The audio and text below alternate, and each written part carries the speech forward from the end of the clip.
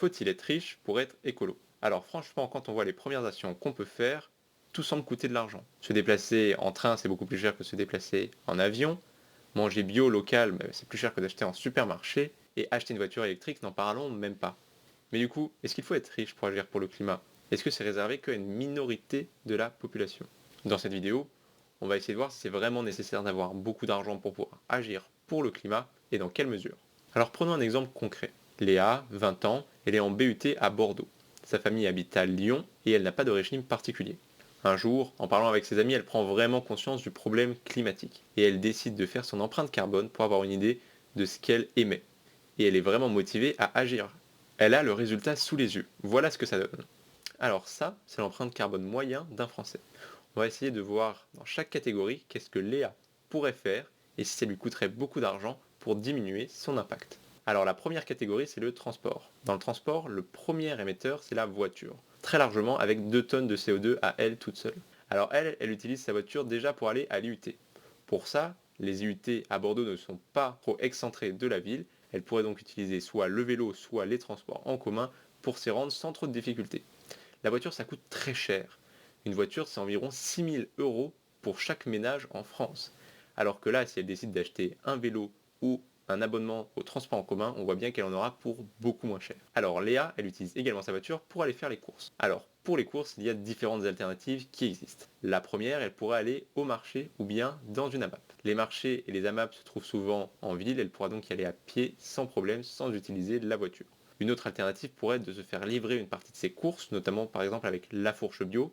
Non, non, ce n'est pas un placement de produit. La Fourche Bio qui permet donc d'avoir des produits directement livrés chez soi, ce qui pourrait arranger Léa pour ne plus qu'elle ait à aller faire ses courses en magasin.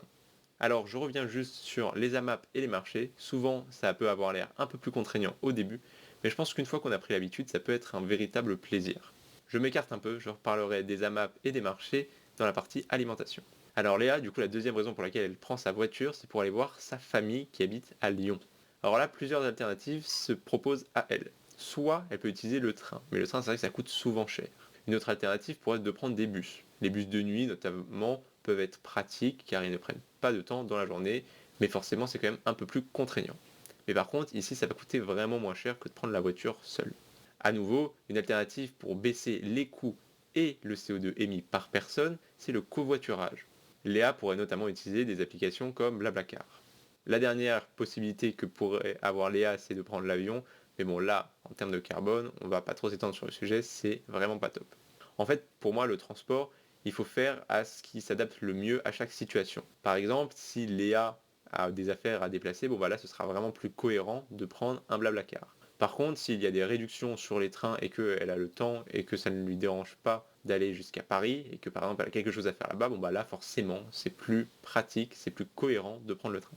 Première catégorie terminée, passons à la deuxième. Alors reprenons avec nos AMAP et nos marchés. L'avantage des AMAP et des marchés, c'est qu'on est direct avec le producteur. On réduit donc forcément les coûts. Alors petit bémol ou B+, avec les AMAP et les marchés, c'est que on va devoir acheter des légumes. Mais Léa, elle est à fond dans ses études. Elle a l'habitude de manger des plats préparés ou des pâtes qui sont rapides justement à faire. Là, elle se dit que si elle prend des légumes, elle va devoir prendre plus de temps pour cuisiner et elle n'est pas sûre d'avoir ce temps disponible. Mais en fait, pour moi, c'est vraiment une question d'habitude. Quand on a l'habitude de préparer des plats avec des légumes, et ben franchement, ça peut se faire aussi très rapidement. On a plein de recettes qui existent qu'on ne connaît pas forcément. Il faut juste prendre le temps au début d'un petit peu changer sa routine et d'apprendre de nouvelles recettes. Même si on consomme des produits bio et locaux maintenant, on voit bien que ce qui impacte le plus, c'est la consommation. Qu'est-ce qu'on consomme? Alors, ce qui arrive en premier, c'est la viande. Alors en fait, les émissions de la viande, ils dépendent de beaucoup de facteurs. Déjà, est-ce que la viande vient de France ou non? Ça, premier facteur. Est-ce que la viande est nourrie avec des produits qui viennent de France ou non? À nouveau, un facteur. Et le dernier point qui joue vraiment et qui impacte vraiment sur est-ce que la viande émet beaucoup ou non, c'est le type de viande qu'on consomme.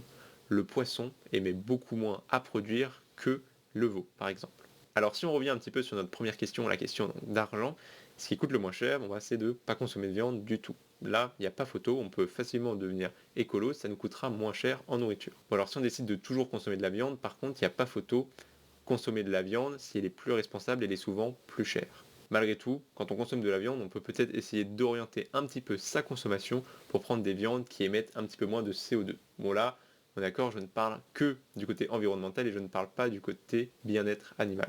Mais le bien-être animal, c'est souvent un petit peu le même sujet. Moins il y a de bien-être, moins ça coûte cher, et plus il y a de bien-être, plus ça coûte cher. On voit sur le graphique que les boissons représentent également une part importante du CO2 émis lié à l'alimentation. Et là, à nouveau, il n'y a pas photo.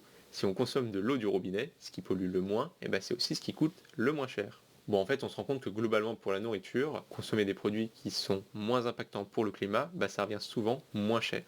Le changement ne nécessite donc pas forcément d'argent. Passons au troisième sujet, le logement. Alors pour le logement, on voit que c'est le gaz et fuel qui arrive très largement en premier sur les émissions. Alors pour diminuer la consommation de gaz et de fuel, deux possibilités. La première, c'est de chauffer moins son appartement. Alors quand on chauffe moins, forcément on perd des degrés, on va devoir rajouter des couches de vêtements pour avoir la même température et ne pas avoir froid. Sinon, l'autre possibilité, c'est d'améliorer l'isolement global de sa maison ou d'avoir des appareils plus performants, donc qui consomment moins et qui émettent tout autant de chaleur. Après, il est aussi possible de coupler les deux solutions, donc à la fois de mieux isoler, d'avoir un meilleur chauffage et de baisser quand même un petit peu la température chez soi. Côté financier, baisser le chauffage chez soi et rajouter des couches de vêtements, c'est ce qui coûte le moins cher, ça ne coûte même pas du tout d'argent et ça fait faire des économies. Mais à des moments on sait bien qu'on va devoir un peu chauffer quand il fait trop froid, à ce moment-là, c'est vrai qu'il est assez cher à des moments de changer d'équipement ou d'isoler sa maison. Mais malgré tout, on peut cumuler les deux solutions pour arriver à des coûts intéressants. Dans ce domaine-là, l'argent est un petit peu plus bloquant, mais malgré tout, on peut facilement réduire notre consommation en rajoutant quelques couches de vêtements. Passons maintenant à l'avant-dernière catégorie. Dans l'avant-dernière catégorie, on retrouve en premier l'achat d'une maison. Alors sur ce sujet, je ne suis pas assez calé. Alors je sais que les maisons varient vraiment en fonction des matériaux qui sont utilisés pour les construire, mais à part ça, je ne suis pas un expert. Si on regarde les autres catégories, on voit qu'en premier on retrouve les loisirs. Là, à nouveau, en fait, plus le loisir est cher, et souvent plus il pollue. Par exemple, si on fait du kart, on voit bien que ce sera plus cher, ça pollue plus que si on fait du foot. Ensuite, on retrouve l'électronique et les vêtements. Et là, c'est un petit peu la même réflexion. Souvent, acheter de l'électronique neuf et des vêtements neufs, ça coûte plus cher que si on achète du reconditionné. Le reconditionné ou la seconde main, c'est une bonne solution pour diminuer son impact dans ces domaines. Et à nouveau, ça coûte moins cher. Il y a aussi une autre solution, c'est de réparer ce qui est abîmé. Alors pour les vêtements et l'électronique, ça marche. Alors les vêtements, souvent, ça coûte pas trop cher. L'électronique, c'est pas toujours la même chose.